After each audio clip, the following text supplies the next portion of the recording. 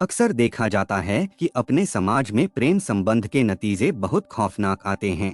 ऐसा ही एक मामला मध्य प्रदेश के जबलपुर से सामने आया, जहां एक प्रेम कहानी का अंत बहुत ही दर्दनाक और खौफनाक रहा। दरअसल इस मामले में लड़की के भाई ने कुल्हाड़ी से गला काटकर अपने ही जीजा की हत्या कर दी। इतना ही नहीं, अपने जीजा की हत्या करने के बाद लड़की के भाई ने जीजा के कटे हुए सर को बोरे में भरकर बाइक से 7 किलोमीटर दूर पुलिस स्टेशन पहुंचा और आत्मसमर्पण कर दिया। इस घटना के तुरंत बाद लड़की ने भी आत्महत्या कर ली। आइए जानते हैं इस हादसे की पूरी कहानी। नमस्कार दोस्तों, मैं विवेक कुमार। आप सभी लोगों का हार्दिक स्वागत है आपके और हमारे चैनल क्राइम की कहानी के नए एपिसोड में। सबसे पहले आपके प्यार के लिए शुक्रिया कि आप मेरे वीडियो को पसंद करते हैं। अगर आप चैनल पर नए हैं या अभी तक आपने इस चैनल को सब्सक्राइब नहीं किया है तो सब्सक्राइब कर लीजिए, बेल आइकन दबा दीजिए ताकि मेरे हर वीडियो का नोटिफिकेशन आपको मिलता रहे। तो चलिए आज की कहानी शुरू करते हैं।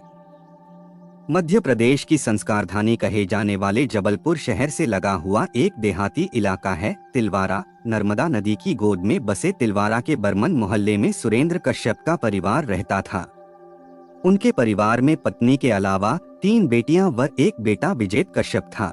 38 साल का विजेत पढ़ाई लिखाई पूरी करने के बाद कोई काम धंधा करने के बजाय फालतू इधर उधर घूमता रहता था।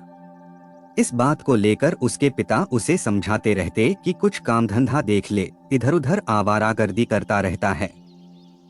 मगर विजेत पर पिता की नसीहतों का कोई असर नहीं पड़ता था। वह दिन भर दोस्तों के साथ मटर गश्ती करता और देर रात घर लौटता था।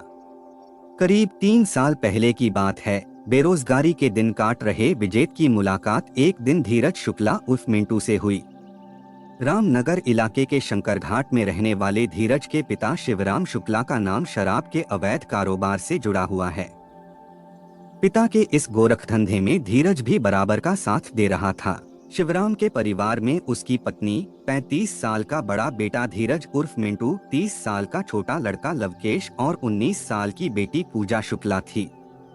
विजेत और धीरज के रहवासी इलाकों में कोई खास फासला नहीं था, इस वजह से उनकी मुलाकात आए दिन होती रहती थी। विजेत धीरज की लाइफस्टाइल देखकर काफी प्रभावित था। जब विजेत और धीरज में पक्की दोस्ती हो गई तो धीरज ने विजेत को भी अवैध शराब बेचने के धंधे में शामिल कर लिया। धीरज ने जब विजेत को बताया कि इस कारोबार में खूब पैसा है तो विजेत धीरज के साथ मिलकर जबलपुर के कई इलाकों में शराब की सप्लाई करने लगा। इससे विजेत को रोजगार के साथ अच्छी खासी कमाई होने लगी। विजेत के पास पैसा आते ही उसका रहन सहन भी बदल गया। विजेत और धीरज का एक दूसरे के घर आना जाना शुरू हो गया। धीरज के घर वाले भी विजेत से इस तरह घुल मिल गए थे कि धीरज के घर पर न होने पर भी वह उनसे घंटों बैठकर बातचीत करता रहता था। एक दिन सुबह विजेत धीरज से मिलने उसके घर पहुंच गया। जैसे ही उसने दरवाजे पर दस्तक दी तो धीरज की बहन पूजा शुक्ला ने दरवाजा खोला। खूबसूरत पूजा शुक्ला को सामने देखकर विजेत देखता ही रह गया। उस समय पूजा की उम्र 16 साल थी। उसकी खूबसूरती ने विजेत को पहली नजर में ही उसका दीवाना बना दिया। पूजा ने अपनी मधुर मुस्कान के साथ विजेत से कहा, आइए आप बैठिए भैया, अभी नहा रहे हैं। पूजा की मुस्कान ने विजेत पर जैसे जादू सा कर दिया। वह मुस्कुराता हुआ पूजा के पीछे पीछे कमरे में आकर सोफे पर बैठ गया। इसी दौरान पूजा उसके लिए चाय बनाकर ले आई। विजेत की नजरें अब पूजा पर ही जमी थीं। उसे समझ नहीं आ रहा था कि वह किस मोहपाश में बंधा जा रहा है। चाय की चुस्की लेते हुए उसने पूजा की तरफ जी भर देखा और बोला, तुम्हारे हाथों की बनी चाय में जादू है। अपनी तारीफ सुन पूजा ने शर्माते हुए कहा, ऐसा क्या जादू कर दिया मैंने? विजेत बोला, तुम्हारी खूबसूरती की तरह चाय भी बहुत टेस्टी है। विजेत से अपनी तारीफ सुन पूजा उससे कुछ बोल पाती, इसके पहले ही धीरज बाथरूम से निकलकर कमरे में आ गया। धीरज को आता देख पूजा वहां से चली गई। उस दिन के बाद से विजेत पूजा का आशिक बन गया। अब वह अक्सर धीरज से मिलने के बहाने पूजा के घर आने लगा। पूजा का इस नाजुक उम्र में किसी लड़के के प्रति झुकाव स्वाभाविक था। विजेत दिखने में हैंडसम था। उसके पहनावे, स्टाइलिश लुक से पूजा भी उसे मन ही मन चाहने लगी थी। जब भी विजेत घर आता तो पूजा चाय पानी के बहाने उसके आगे पीछे घूमने लगती। पूजा का भाई धीरज इस बात से अनजान था कि उसका दोस्त दोस्ती में विश्वासघात करके उसकी बहन पर बुरी नजर रख रहा है। विजेत को जब भी मौका मिलता धीरज की गैर मौजूदगी में पूजा से मिलने पहुंच जाता। पूजा के मम्मी पापा धीरज का दोस्त होने के नाते उसे भी अपने बेटे की तरह समझते थे। उन्हें इस बात का जरा भी इल्म नहीं था कि धीरज से भी उम्र में बड़ा उसका दोस्त उनकी मासूम बेटी को प्यार के जाल में फंसा रहा है। पूजा और विजेत का प्यार आंखों ही आंखों में परवान चढ़ रहा था। सितंबर 2019 की बात है। पूजा के मम्मी पापा और छोटा भाई लवकेश किसी काम से अपने रिश्तेदार के यहाँ गए हुए थे। विजेत को पता था कि पूजा का भाई धीरज काम के सिलसिले में एक पार्टी से मिलने शहर से बाहर गया है। मौका देखकर वह पूजा के घर पहुंच गया। फिर वह उसे अपनी बाइक पर बैठाकर शहर घुमाने ले गया। शहर में घूमने के बाद दोनों ने एक पार्क में बैठकर जी भर कर बातें की। प्यार भरी बातें करते हुए विजेत ने पूजा को अपनी बाहों में भर लिया। जवानी की दहलीज पर कदम रख रही पूजा को पहली बार किसी युवक के साथ इतने नजदीक आने का मौका मिला था। इश्क मोहब्बत की इस फिसलन भरी राह पर वह अपने आप को संभाल न सकी। पार्क में झाड़ियों की ओट में उस दिन पहली बार दोनों ने प्यार के समंदर की अथाह गहराई में गोता लगाया। विजेत ने पूजा को किस करते हुए कहा, पूजा मैं तुम्हें दिलोजान से चाहता हूँ और तुमसे ही शादी करना चाहता हूँ। मगर विजेत ये काम इतना आसान नहीं है। हम दोनों अलग अलग जाति के हैं, इसलिए दुनिया हमारे प्यार की दुश्मन बन जाएगी। समाज और परिवार हमारी शादी की इजाजत नहीं देगा। पूजा के माथे पर चिंता की लकीरें उभर आईं। विजेत ने उसे कसकर गले लगाते हुए कहा, प्यार किसी बंधन में बंध कर नहीं रह सकता पूजा। पूजा ने विजेत से अपने आप को छुड़ाते हुए कहा, विजेत तुम नहीं जानते, धीरज भैया को हमारे प्यार के बारे में पता चल गया तो वे तो मेरी जान ही ले लेंगे। विजेत ने पूजा को सीने से चिपकाते हुए कहा, पूजा दुनिया की कोई भी ताकत मुझे तुमसे जुदा नहीं कर सकती। प्यार की दुनिया में खोए ये दो प्रेमी अच्छी तरह जानते थे कि प्यार की राह भले ही आसान हो, मगर शादी की राह कांटों की सेज से कम नहीं होगी। उस दिन खूब मौज मस्ती कर दोनों अपने अपने घर आ गए। विजेत का मन पूजा से शादी करने के लिए उतावला था, मगर पूजा अभी 18 साल की नहीं हुई थी। विजेत जानता था कि नाबालिग उम्र में वह पूजा से शादी नहीं कर सकता। ऐसे में इंतजार करने के अलावा उसके सामने कोई दूसरा रास्ता नहीं था। अगले साल जैसे ही पूजा शुक्ला ने अपने जीवन के 18 साल पूरे किए तो विजेत कश्यप ने हिम्मत करके पूजा के घर वालों के सामने शादी का प्रस्ताव रख दिया। विजेत के इस प्रस्ताव से पूजा के घर में हड़कंप मच गया। धीरज का तो खून खौल उठा। उसने विजेत को भला बुरा कहते हुए साफ तौर पर कह दिया कि ये शादी हरगिज नहीं हो सकती। गांव देहात के इलाकों में आज भी दूसरी जाति में शादी करना सामाजिक परंपराओं का उल्लंघन माना जाता है। समाज में बदनामी का डर भी था। उस दिन के बाद से विजेत की धीरज के घर आने पर पाबंदी लगा दी गई और घर वाले पूजा पर सख्त नजर रखने लगे। पूजा और विजेत के प्यार पर जब पहरा लगा तो दोनों बेचैन हो उठे। कभी कभार मोबाइल पर छिप छिप कर बातचीत करके वह अपने मन की तसल्ली कर लेते।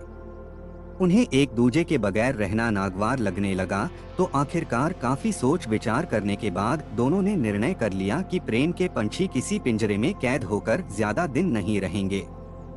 दिसंबर 2020 में सर्दियों की एक रात विजेत अपनी प्रेमिका पूजा को घर से भगा ले गया। दूसरे दिन सुबह देर तक जब पूजा अपने कमरे से बाहर नहीं निकली तो उसकी मां ने अंदर जाकर देखा, पूजा अपने बिस्तर पर नहीं थी। पूरे दिन पूजा का भाई धीरज और उसके पिता उसकी तलाश करते रहे। जब उन्हें पूजा की कोई खोज खबर नहीं मिली तो थक-हार कर उन्होंने तिलवारा थाने में पूजा के गायब होने की रिपोर्ट दर्ज करा दिया। पुलिस रिपोर्ट में घर वालों ने यह अंदेशा भी व्यक्त किया कि विजेत पूजा को बहला फुसला कर ले गया है। पूजा के विजेत के साथ भागने की खबर पूरे मोहल्ले में फैल गई तो उसके परिवार की बदनामी होने लगी। मोहल्ले के लोग चटखारे लेकर पूजा और विजेत के प्रेम प्रसंग की चर्चा करने लगे। सबसे ज्यादा जिल्लत का सामना पूजा के भाई धीरज को करना पड़ा। बदनामी के डर से उसका घर से निकलना दूभर हो गया। उधर घर से भागकर विजेत और पूजा ने जबलपुर के मातेश्वरी मंदिर में जाकर शादी कर ली। विजेत ने जीवन भर पूजा का साथ निभाने का वादा किया। इसके बाद दोनों हनीमून के लिए दिल्ली चले गए। कुछ दिनों तक दिल्ली और आसपास के इलाकों में मौज मस्ती करने के बाद जबलपुर आकर विजेत पूजा के साथ गढ़ा के गंगानगर में अपने चाचा के मकान में रहने लगा। कुछ दिन प्यार मोहब्बत का नशा दोनों पर छाया रहा, लेकिन समय गुजरते उनके सामने आर्थिक तंगी के डैने फैल गए। इस बीच 27 फरवरी 2021 को पुलिस ने एक दिन विजेत और पूजा को खोज निकाला। तब थाने में घर वालों के सामने पूजा ने लिखित बयान देकर साफ कह दिया कि उसने अपनी मर्जी से विजेत से शादी की है और वह उसी के साथ रहना चाहती है। पूजा के घर वाले उसे उसके हाल पर छोड़कर घर वापस आ गए। शादी के पहले विजेत ने पूजा को जो सब्ज़बाग दिखाए थे वे धीरे धीरे झूठ साबित होने लगे। विजेत के संग 3 महीने में ही पूजा जान चुकी थी कि विजेत रंगीन मिजाज युवक है। उसे यह भी पता चला कि इसी रंगीन मिजाजी की वजह से उसके खिलाफ 2018 में उसके खिलाफ थाने में एक नाबालिग लड़की से छेड़छाड़ में पोक्सो एक्ट का मामला दर्ज हुआ था। इस बात को लेकर दोनों के बीच मनमुटाव भी बढ़ने लगा। दोनों के बीच होने वाले झगड़े में नौबत मारपीट तक आ चुकी थी। पूजा के अरमानों का गला घोंटा जा रहा था। जब विजेत आए दिन पूजा के साथ मारपीट करने लगा तो परेशान होकर 7 मार्च 2021 को पूजा ने फोन करके अपने भाई को बुला लिया। धीरज पहले ही विजेत से खार खाए हुआ था, ऊपर से वह उसकी बहन से मारपीट करने लगा तो गुस्से में आग बबूला होकर वह पूजा को अपने घर शंकरा घाट ले आया। पूजा के मायके आने के बाद विजेत बेचैन रहने लगा। अपने किए पर वह शर्मिंदा था, मगर धीरज के डर से वह उसके घर जाकर पूजा से नहीं मिल पा रहा था। पूजा से मिलने के लिए वह धीरज के घर के आसपास ही चक्कर लगाता रहता था। 11 मार्च 2021 की सुबह धीरज तिलवारा की ओर जा रहा था। इस दौरान उसने देखा कि उसका जीजा विजेत उसके घर की ओर जा रहा है। उसे शक हुआ कि विजेत उसके घर जाकर पूजा को फिर से अपने साथ ले जा सकता है, इसलिए वह घर वापस आ गया और छत पर बैठकर निगरानी करने लगा। इसी दौरान उसने देखा कि विजेत उसके घर के पीछे की झाड़ियों में खड़ा है। विजेत को वहां देखकर धीरज को गुस्सा आ गया। उसने घर से धारदार हसिया उठाया और विजेत के पीछे दौड़ा। धीरज को देखकर विजेत भागने लगा। विजेत बमुश्किल 500 मीटर ही भाग पाया होगा कि खेतों के बीच मेड़ पर बेरी की झाड़ी के पास गिर गया। विजेत के जमीन पर गिरते ही धीरज ने उस पर हसिया से ताबड़तोड़ 15-16 वार कर दिए। कुछ देर तक विजेत छटपटाता रहा। धीरज के सिर पर खून सवार था। उसने हसिया से विजेत कश्यप की गर्दन धड़ से अलग कर दी। इतने पर भी जब उसका गुस्सा शांत नहीं हुआ तो उसने विजेत के हाथ का एक पंजा काट दिया। दूसरे पंजे को भी उसने काटने का प्रयास किया, मगर कामयाब नहीं हुआ। इसके बाद विजेत के कटे सिर को लेकर वह अपने घर आया। घर के एक कोने में कटे सिर को रखते हुए वह घर के अंदर दाखिल हुआ। उसने अपनी बहन पूजा के पैर छूते हुए कहा, बहन मुझे माफ कर देना। विजेत तुझे भगा कर ले गया था, उस अपमान को तो मैं बर्दाश्त कर गया, मगर कोई मेरी लाडली बहन के साथ मारपीट करे, यह बर्दाश्त नहीं कर सकता। आज मैंने उसका खेल खत्म कर दिया है। पूजा धीरज की बातें सुनकर अवाक रह गई। जैसे ही उसकी नजर बाहर की तरफ कोने में रखे कटे सिर पर पड़ी तो उसके मुंह से चीख निकल गई। करीब जाकर उसने अपने पति विजेत का कटा हुआ सिर देखा तो जमीन पर सिर पटकने लगी और पल भर में बेहोश हो गई। धीरज ने विजेत के कटे सिर व हसिया को बोरीनुमा एक थैले में रख लिया और बाइक स्टार्ट कर 7 किलोमीटर दूर तिलवारा थाने पहुंच गया। 11 मार्च 2021 को महाशिवरात्रि का त्योहार मनाया जा रहा था। त्योहार के मद्देनजर तिलवारा थाने के टीआई सतीश पटेल और ज्यादातर स्टाफ मंदिरों के आसपास सुरक्षा के लिए तैनात थे। दोपहर के समय अचानक एक बाइक सवार युवक हाथ में एक थैला लिए थाने में दाखिल हुआ तो थाने में मौजूद एक पुलिसकर्मी की नजर उस पर पड़ी। बाइक पर आए युवक के कपड़े खून से सने हुए थे। पुलिसकर्मी ने उसे दूर से देखते ही पूछा, कौन हो तुम, यहाँ किस लिए आए हो? उस युवक ने अपने साथ लाए थैले को जमीन पर रखते हुए कहा, साहब मेरा नाम धीरज शुक्ला है। बर्मन मोहल्ले का विजेत कश्यप मेरी बहन को भगा कर ले गया था। आज मैंने उसका मर्डर कर दिया है, मुझे गिरफ्तार कर लीजिए। इस थैले में उसका सिर और हाथ का पंजा काट कर लाया हूँ। युवक की बात सुनकर थाने में मौजूद पुलिसकर्मी सत्ते में आ गए। उन्होंने देखा कि थैले में से खून की बूंदें टपक रही थीं। धीरज के हाथ से थैला लेते हुए जब पुलिसकर्मी ने देखा तो वह सकपका गया। तत्काल घटना की सूचना वरिष्ठ पुलिस अधिकारियों को दी गई। टीआई सतीश पटेल को जैसे ही मामले की खबर मिली, वह तत्काल थाने आ गए। थाने में जब धीरज से पूछताछ की गई तो धीरज ने बताया कि विजेत ने दोस्ती में विश्वासघात करके मेरी बहन को बहला फुसलाकर शादी की थी। इस अपमान का बदला लेने के लिए मैंने उसकी हत्या कर दी। मैं ठान चुका था कि या तो वो जीवित रहेगा या मैं जीवित रहूंगा।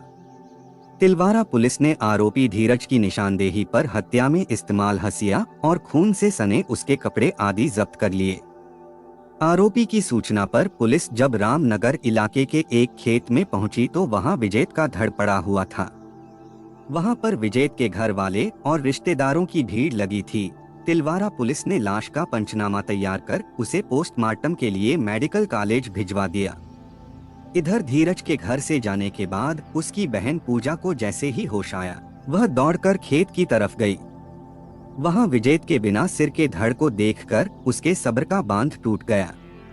उसे यकीन नहीं हो रहा था कि शादी के 3 महीने के भीतर ही उसके सारे ख्वाब रेत के महल की तरह ढह गए हैं। शोक से व्याकुल वह अपने घर आई और एक कमरे में जाकर जोर जोर से रोने लगी। चीख पुकार सुनकर आसपास की महिलाएं घर आ गईं, तो पूजा की मां रो रो कर सबको घटना की जानकारी देने लगी। घंटे 2 घंटे के बाद जब पूजा के रोने की आवाज कमरे से आनी बंद हुई तो उसकी मां ने कमरे के अंदर जाकर देखा तो उसकी चीख निकल गई। चीख सुनकर पूजा के पिता दौड़कर आए तो देखा पूजा पंखे से लटकी हुई थी। पूजा ने अपनी ओढ़नी का फंदा बनाकर पंखे से लटककर फांसी लगा ली थी। पुलिस टीम को जैसे ही पूजा के फांसी लगाने की खबर मिली, वह शंकरा घाट में धीरज के घर पहुंच गई। पूजा को पंखे से उतारकर पुलिस जांच पड़ताल में लग गई। पुलिस को शक था कि कहीं धीरज ने विजेत से पहले पूजा की हत्या करके पंखे से तो नहीं लटका दिया। फूटाताल में रहने वाले मृतक विजेत के ममेरे भाई और दूसरे रिश्तेदारों ने पुलिस के सामने यह आरोप लगाया कि पूजा ने आत्महत्या नहीं की बल्कि उसकी हत्या की गई है। उनका कहना था कि विजेत की हत्या करने के बाद धीरज ने पूजा को फांसी पर लटका दिया। यह हत्या पूरी योजना बनाकर की गई है ताकि किसी को संदेह न हो। वह नहीं चाहते थे कि पूजा अपने भाई और अन्य रिश्तेदारों के खिलाफ गवाही दे। महाशिवरात्रि के धार्मिक उत्सव पर इस तरह की घटना होने से पूरे क्षेत्र में तनाव का माहौल बन गया था। जबलपुर रेंज के डीआईजी भगवत सिंह चौहान और एसपी सिद्धार्थ बहुगुणा पूरी घटना पर नजर रखे हुए थे। वरिष्ठ अधिकारियों के निर्देश पर तिलवारा टीआई सतीश पटेल ने दोनों पक्षों को समझाकर पहले दोनों शवों का पोस्टमार्टम कराया। फिर शाम को पुलिस की मौजूदगी में अलग अलग स्थानों पर पूजा और विजेत का अंतिम संस्कार कराया। आईजी जबलपुर रेंज की ओर से तिलवारा थाने के टीआई सतीश पटेल की सूझबूझ के लिए पुरस्कृत किया गया। पूजा और विजेत की प्रेम कहानी का दुखद अंत हो चुका था। पुलिस ने धीरज शुक्ला के इकबालिया बयान के आधार पर आईपीसी की धारा 302 के तहत विजेत की हत्या का मुकदमा कायम कर उसे न्यायालय में पेश किया, जहां से उसे जेल भेज दिया गया। रक्षाबंधन के दिन पूजा जिस भाई की कलाई पर राखी बांधकर बहन अपनी रक्षा का जिम्मा सौंपती थी, वही भाई उसके प्यार का जानी दुश्मन बन गया। जात पात की संकुचित विचारों की बेड़ियों में जकड़े भाई ने बहन की मांग का सिंदूर उजाड़ दिया, जिसके चलते बहन को मौत को गले लगाने पर मजबूर होना पड़ा। कहानी को लास्ट तक सुनने के लिए आपका धन्यवाद। इस कहानी के बारे में अपनी राय कमेंट करके जरूर बताइएगा और ऐसी ही अपराध की सच्ची कहानियों के लिए हमारे चैनल क्राइम की कहानी को सब्सक्राइब कर लीजिए। कहानी को लाइक और शेयर जरूर करें। धन्यवाद।